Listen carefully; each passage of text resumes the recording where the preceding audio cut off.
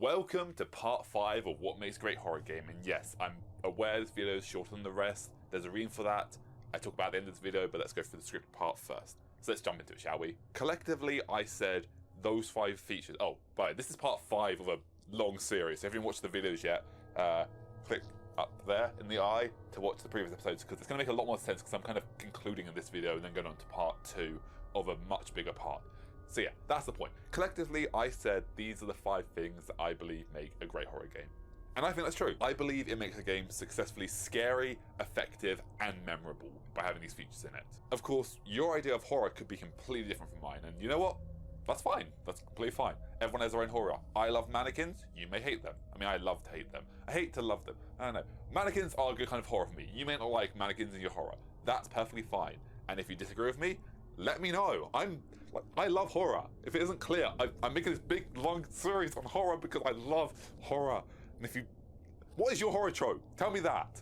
Like, screw engagement aside, all that, boosting the channel, commenting, all that crap, whatever. Screw that. Tell me what your horror tropes are. I don't care about the tropes. I don't care about the analytics. I just want to know. This isn't a ploy to try and get you to comment below to boost the video. Just tell me your tropes. Tell me what you like about horror, because I want to talk about someone about horror, because I love horror games. Your idea of horror could be completely different than mine, and that's fine. And if so, I want to hear about it, because I'm fascinated to know what other people's kinds of horrors are. Because there's so many kinds of horror out there. There's probably horror I haven't even thought about, like food horror. That's probably a thing. Like rotting food in the world. That would be disgusting and actually kind of a cool concept. I want that kind of horror. That'd be cool. Anyway, back to the main point of this video. Sorry, that was a bit of a tangent. Why are these effective? I believe these are effective because even if you play through the game one time, the second time, third time, fourth time, fifth, however many times you play through, the game's still going to be almost as effective. Of course, it's not going to be as effective as the first time you play through, because the first time you have no idea what's going on. But the second time you play through, even though you know the story, you know the beats, you know the cutscenes, the characters, the deaths, all that, it's still going to be effectively good. Because of these effects, because of the isolation, because of the suspense, because of the logical reason, because of the unknown reason, and because of the vulnerability. These games will be great. You'll still feel that stuff, even though you've played the game before. And I think that's awesome. If it's a survival horror game, even though you've played through it before, you have to manage your resources again. It becomes scary because you know you've got to survive. If it's a stealth horror game and you've played before, so what? You still have to sneak around. You still get killed by that creature in one hit. You still got to duck and wait. Except this time you know its patterns. You know how it moves. First time you play through, sure, scary, you get killed. Second time, okay, right, that monster is super creepy, so just hide. Right, I need to stay pinned to the wall when I do this bit. It runs past me. If I stay pinned to the wall, it can't see me. If it's a survival horror game, you still have to manage your resources. If it's a stealth horror game, you still have to be careful where you step and how you move. And if it's a shooter horror, even though you've played it before, you still have to manage your resources, manage your ammo, manage your health. You gotta be careful in that game, and it can still be scary. Even though you've played it before and you know how the story ends, it's still scary because, oh no, that scared me.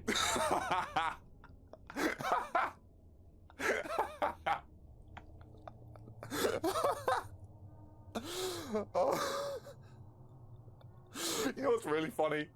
Is later on in this script, let's see if I can actually find it. Did I cut it out? Oh no, I must have cut it out when I was like proofreading the second time going through. Oh no. But there's literally... Oh, yeah, wait, no, it should be in here. No, okay. But yeah, there's literally a bit, much later on in the video where like, I originally had this bit written which was saying like, I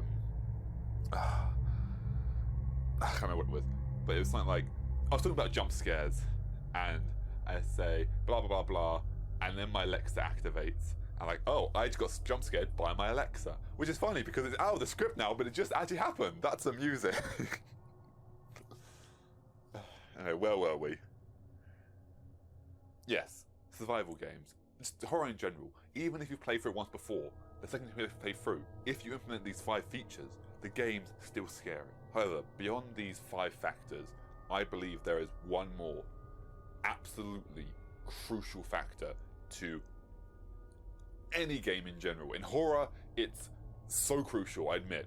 However, I think in just games in general, it's overall important. And That's what we're talking about in the next part of this series. So that's the actual ended script part of this video. I ad-libbed a lot of that. A lot of that wasn't even written.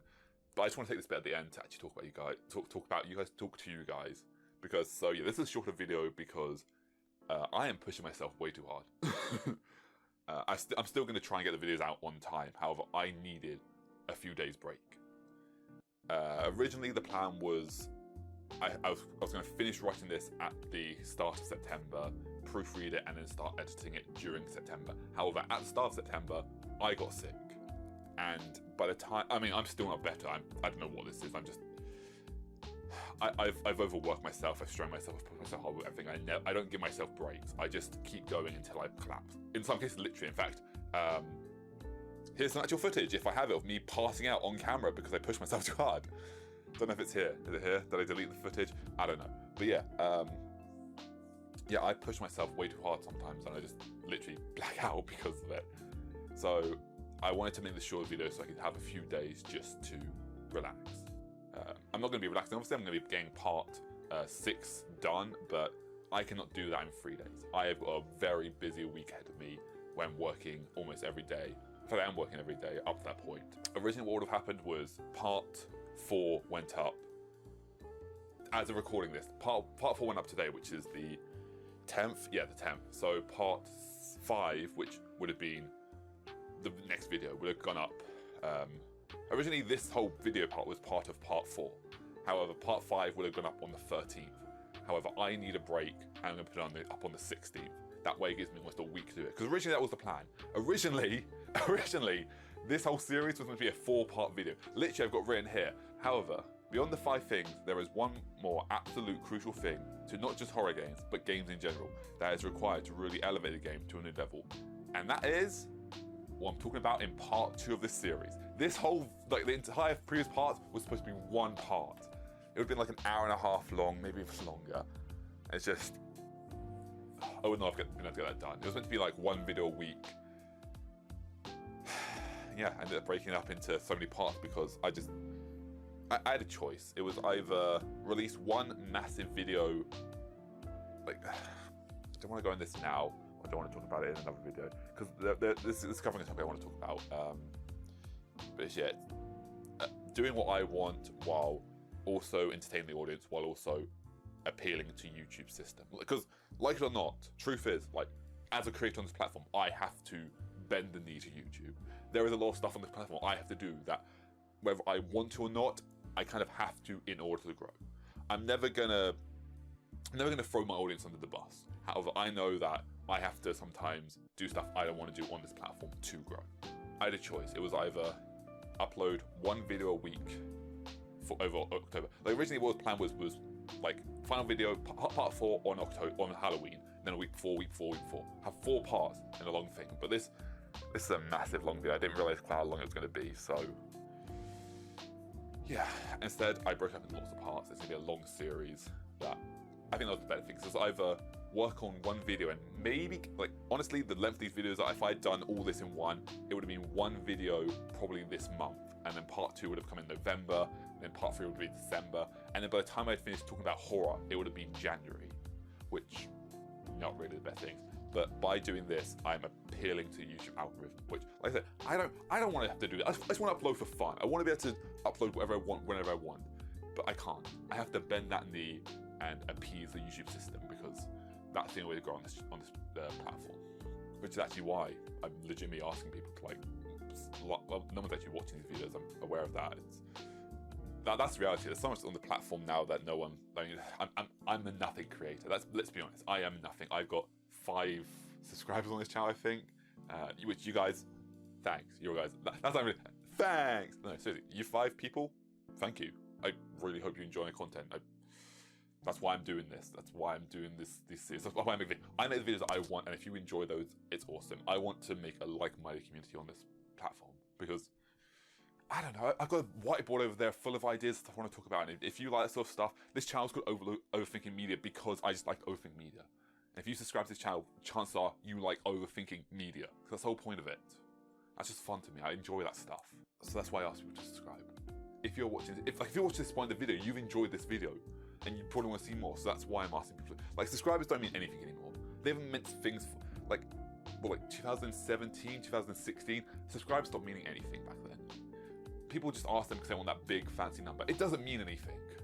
Like, views are what matters. So yeah, share the video, I guess, with your friends. That's what's important. But yeah, the Jimmy, if you think your friends will enjoy this, if you know people who enjoy this sort of stuff, share it with them. Just lend a hand forward. And it feels like begging doing this. Maybe it kind of is. But yeah, honestly, I enjoy making these videos. And whether anyone ever actually watches, I don't know. It's hard not to tie your self-worth to your videos when you're a creator. I've been doing this for nearly a decade at this point, which may not show because I've restarted my channel a few times. But yeah, it's hard not to tie your self-worth to it. It's weird. But yeah, anyway, that's why this part exists. I want to talk to you guys because I'm not just the voice on the video reading the script out. It's survival horror. Even though you know the story, you still have to manage your resources. I don't have any emotions at all. I'm just a voice on the screen. It's a stealth horror game. Even though you know the story, you still have to be careful about sneaking around, not to get caught. And if it's just a shooter horror, even though you know the story, you still have to be careful when fighting against enemy and how you interact with them. I'm not just that. I don't just want to be a voice on the video, where it's like, yeah, whatever, his voice, whatever. No, I'm me. I'm me on these videos.